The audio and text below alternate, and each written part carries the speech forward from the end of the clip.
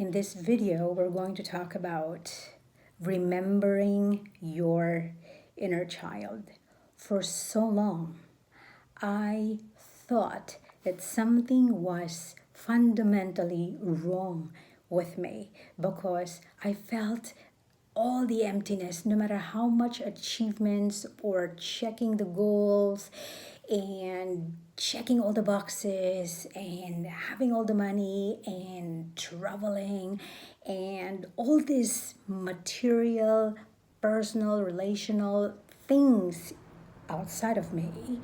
I thought that was it. That would really bring me joy and happiness and that I have been yearning and looking for since I was little. Then I had a spiritual awakening that really turned my life upside down. So let me give you a context. The spiritual awakening is not really this blissful state that most people are saying, although there is a part of it. There is a part where, like, finally I felt my emotional pain. Finally, I have the therapy that I need. Finally, I have therapists who are safe for my nervous system and who I can trust to share my fears, my innermost thoughts, my insecurities, all the things.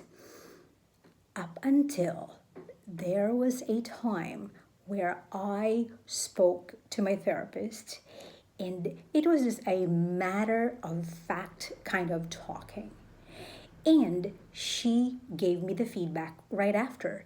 She goes, Hazel, I understand that you went through a very painful experience, let alone traumatic times of your life. However, from what I'm hearing from you, as you're talking as if there was no pain or no feelings at all or no emotional reaction to your story while you were sharing it with me.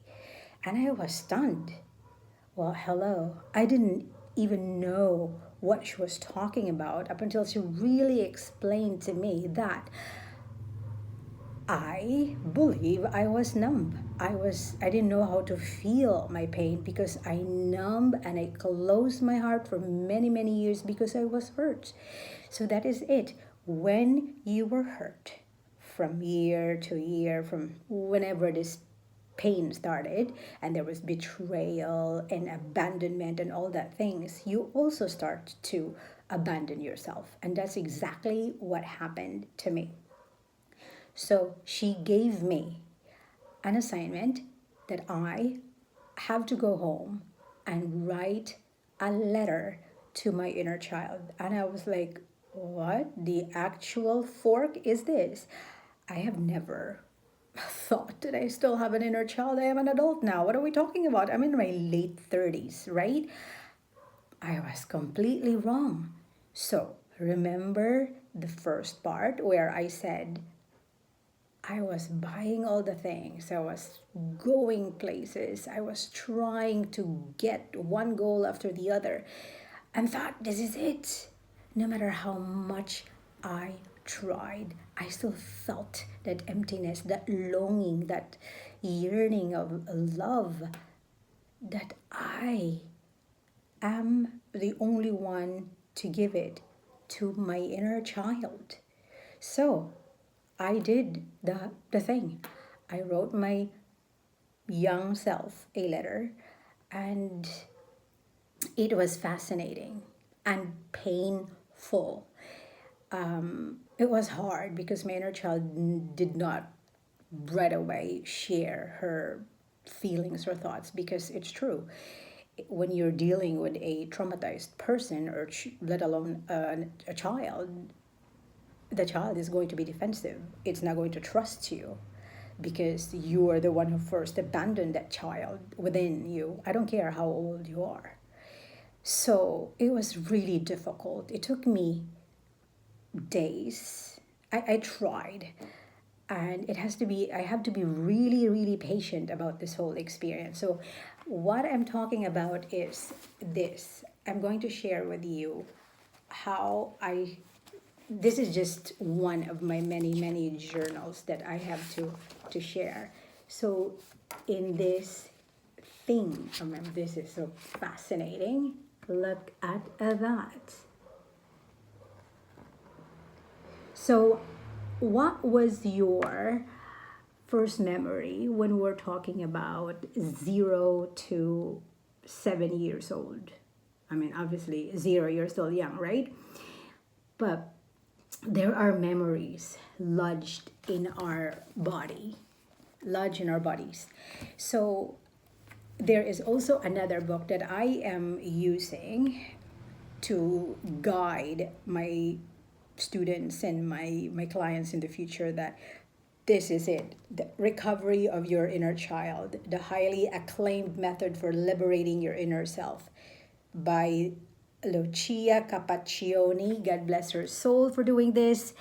And it says here, let me out so I can be creative and heal you. Anyways, as I am looking at my journals, I mean, come on. There's so many things that I'd love to share. This one, it is a fascinating thing. And on top of that, I'm using both my hands. So this is a very tactile experience. The left brain, you engage the left brain and the right brain. So how are you treating your inner child right now? And when you suppress your emotion or refuse to feel because it's too painful, that's what happened to me. I had my burnout starting between 2013 and 14. Those were the years where I can vividly remember, where I'm like, okay, this is a very slow burn, like it was a slow, like the symptoms are showing on my skin, and then eventually the pain, I can feel it in my body. And losing relationships, I was losing everything year after year after year, up until, and I was still very, very stubborn to do the work inside, because it's hard to look within and look at your shadows and really embrace the darkness, because spiritual awakening is not sexy. It is a violent experience where you have to die to your false self, aka your ego. That's what we call the ego death.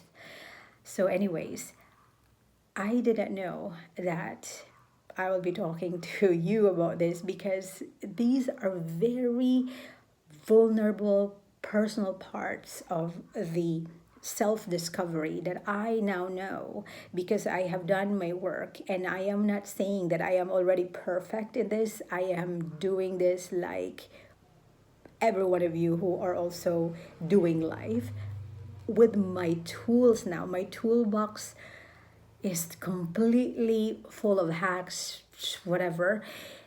And I have so many professionals who obviously helped me along the way to pave the healing. But the work is done by moi. Obviously, I found God along the way, and whatever you believe in, whether you believe in a higher spirit, the universe, or what have you, the spiritual part is part of it. So there's the science, the neuroscience of your brain, where you have to rewire the way what you believe in. You have to let go of the old belief systems, the lies that you created or believed that it was true when you were young and trying to survive. Now is not the time to just survive, because when I was physically sick, I have to make a choice. The hard choice was to choose my own healing. So how are you? How is your inner child? What was your first memory where you're like, oh, this is a happy memory, and oh, there's this memory that I don't want to go in there or I am not ready. It is okay. It took me years to really face all my demons. So let me know in the comment section below. What was your first memory of your inner child? How was your inner child when you went to school, or when you first have your classmates, or the toys that you were playing? What was your favorite toy? I am here to help you remember your inner child. So we're doing this all together, and I am very, very happy to share the tools, my lived experience, because this is not just by my experience of having my life coaching experience and training, but also really lived. I've experienced the pain, and I felt like if I am not going to open up my heart and feel the pain and just try to understand from the cognitive side of it, the healing will not happen. This is why they said, remember when you said you meditate and you pray, it's really about the connection of your left side of the brain and the right side of the brain. And I am going to study again that brain, because everything is connected. So this is the feminine and the masculine together, and you feel it. You can really feel it. So I am also thinking about maybe going on a live stream. Let me know in the comment section below, and also questions. I mean, this is an amazing thing. I want to start a conversation because I really, really want to know how to help you. And by doing so, we are helping each other, and 1 billion souls. That is my prayer, through the power of video and internet. I really hope that if one person is watching this, and if you're still watching this, I see you, I feel you, and I'm sorry that you went through the pain that you have to go through. But also, I love you. Thank you for being here, and thank you for listening to my story, and hopefully we can work together, or I can inspire. Oh, my battery is low. That means I have to go. So that was a good rhyme. So let me know, okay? I'm not gonna edit this because it is coming from my heart, and I am here to serve you, because it took me years to really get to this place of, oh my God, now I can definitely say it from a place of love, not from a place of shame or fear. Yes, there are still that remnants, but that's fear is no longer I don't want to listen anymore to fear. I want to hang on to the courage, the faith in my heart by taking action, and we'll see. I'm going to make more videos and see how this would unfold, and probably start a series about remembering your inner child, because your inner child is an artist, and feeling your pain is going to heal your inner child. Period. End of story. All right, guys, thank you for watching, and I am going to hop off right now. God bless you. You take care, and I'll see you in the next video. Bye.